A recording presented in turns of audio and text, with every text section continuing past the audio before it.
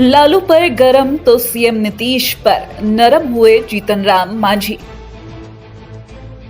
बिहार में महागठबंधन से रिश्ता तोड़ चुके हिंदुस्तानी आवाम मोर्चा के अध्यक्ष जीतन राम मांझी कौन सी पार्टी ज्वाइन करेंगे, इस बात की घोषणा वो 30 अगस्त तक कर देंगे। बता दें कि मांझी ने अभी तक अपने पत्ते नहीं खोले हैं। हालांकि महागठबंधन में वापस जाने की बातों का भी उन्होंने पूर्णतः खंडन कर दिया है। वहीं उन्होंने सीएम नीतीश कुमार के कामों को अच्छा बताते हुए कहा कि उनसे उनकी बात हुई है। इसके अलावा उन्होंने लालू परिवार पर तीखा वार करते हुए कहा कि राष्ट्रीय जनता दल सुप्रीमो लालू प्रसाद यादव के कारण ही उन्हें मुख्यमंत्री की कुर्सी गंवानी पड़ी थी। और तो और मांझी ने यह भी कहा कि तेजस्वी यादव ने अनुसूचित जाति और जनजाति को एकजुट करने के विचार को भी पलीता लगा दिया है। गठबंधनों में सीट शेयरिंग को लेकर सियासी खेल में तेजी। बिहार विधानसभा चुनाव को लेकर दोनों प्रमुख गठबंधनों में सीट शेयरिंग को लेकर सियासी खेल तेज हो रहा है। राष्ट्रीय जनतांत्रिक गठबंधन में लोक जनशक्ति पार्टी की तरफ से 42 सीटों पर दावेदारी सामने आई है। एलजेपी की इस दावेदारी पर बीजेपी और जनता दल यूनाइटेड ने प्रतिक्रिया देते हुए कहा कि समय आने पर सभी मुद्दों पर विचार कर लिया जाएगा। आपको बता दें कि एनडीए में सबसे पहले एलजेपी ने सीटों को लेकर अपनी दावेदारी पेश की है। 42 सीटों पर दावा करते हुए एलजेपी के प्रवक्ता संजय सिंह ने कहा कि इससे कम सीट का सवाल ही नहीं होता। तो वहीं बीजेपी के राष्ट्रीय अध्यक्ष जेपी नड्डा ने पहले ही आश्वस्त कर दिया है कि पार्टी ने जितनी सीटों पर 2015 में चुनाव लड़ा था उतनी तो सीटें मिलेंगी ही। उन्होंने कहा कि बीते लोकसभा चुनाव में एलजेपी और बीजेपी का स्ट्राइक रेट 100% रहा है, जबकि जेडीयू एक सीट हार गया था। इसके अनुसार उन्होंने कहा कि एलजेपी को 42, बीजेपी को 105 और जेडीयू को 96 सीटें मिलनी चाहिए। ईवीएम जांच का पहला चरण हुआ पूरा।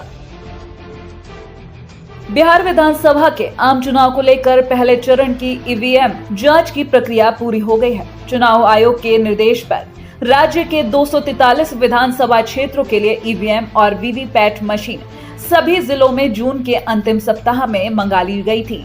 इसके बाद आयोग के निर्देश पर राज्य के मुख्य निर्वाचन पदाधिकारी HR श्रीनिवास ने सभी जिलों के जिला निर्वाचन पदाधिकारी सह जिलाधिकारी को भी सभी ईवीएम की फर्स्ट लेवल चेकिंग शुरू करने का निर्देश दिया था। इस प्रक्रिया के तहत करीब 1.5 महीने में सभी ईवीएम और वीवीपैट मशीन की जांच की गई है। निर्वाचन विभाग के आधिकारिक सूत्रों के अनुसार अब सभी जिलों में FLC की प्रक्रिया पूरी कर ली गई है। जिन ईवीएम में थोड़ी बहुत तकनीकी परेशानी दिखाई दी, उसे तुरंत ईवीएम बनाने वाली कंपनी के तकनीकी विशेषज्ञ द्वारा ठीक करा दिया गया है।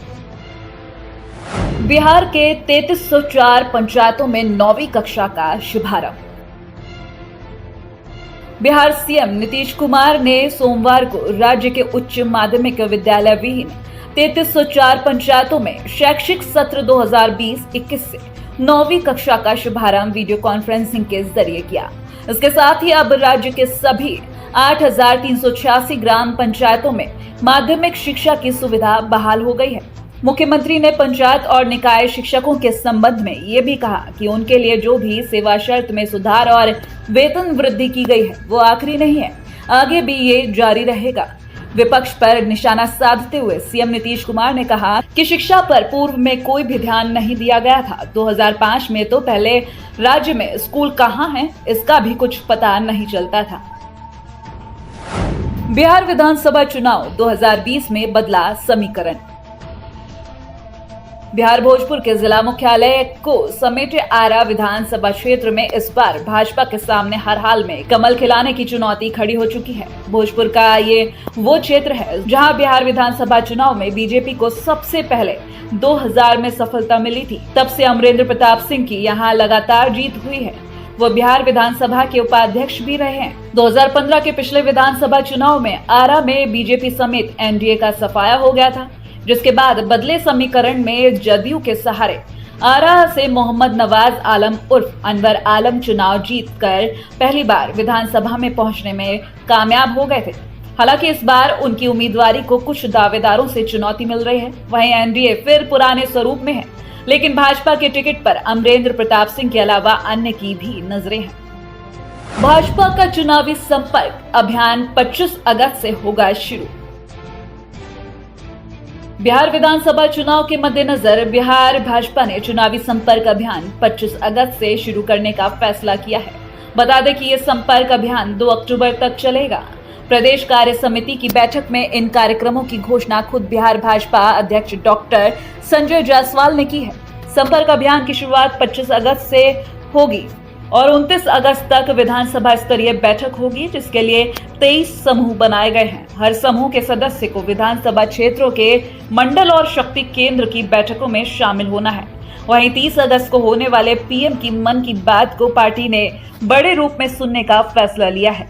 30 अगस्त को वोटर लिस्ट की समीक्षा होगी, जबकि 1 से 6 सितंबर के बीच प्रदेश पदाधिकारी, विधायक, सांसद और विधानसभा प्रभारी अपने अपने क्षेत्र के सरकारी कर्मी, मसलन पंचायत जनप्रतिनिधि, टोला सेवक, जीविका दीदी, आंगनबाड़ी सेविका, विकास मित्र, किसान सलाहकार जैसे लोगों से मिलकर कोरोना के खिलाफ संघर्ष में उनके किए गए सराहनीय कार्य के लिए सम्मानित करेंगे। 20 से 25 सितंबर के बीच लाभार्थी संपर्क अभियान चलेगा, जिसमें केंद्र और राज्य सरकार की योजनाओं की जानकारी लाभार्थियों से मिलकर ली जाएगी। जनता दल यूनाइटेड ने हासिल की उपलब्धि। बिहार में 15 सालों से जनता दल यूनाइटेड की सरकार चल रही है और बिहार विधानसभा चुनाव की तैयारियों में जदयू ने जनता से संवाद की दिशा में बड़ी कामयाबी हासिल की है। जदयू ने अपना एक व्यापक ऑनलाइन प्लेटफॉर्म JDUlive.com बनाया है। सार्वजनिक संगठन, संस्थान या एक राजनीतिक दल के रूप में पार्टी ने इस उपलब्धि के साथ ही भारत की डिजिटल यात्रा में काफी बड़ी सफलता हासिल की है। अब इसके सहारे जदयू को संवाद करना और भी आसान हो जाएगा। JDUlive.com का उद्घाटन जल्द ही बिहार सीएम और जदयू के राष्ट्रीय अध्यक्ष नीतीश कुमार करने वाले हैं। ऐसे में ये भी हो सकता है कि वो इसी डिजिटल प्लेटफॉर्म के सहारे बिहार की अपनी पहली वर्चुअल रैली को संबोधित करेंगे।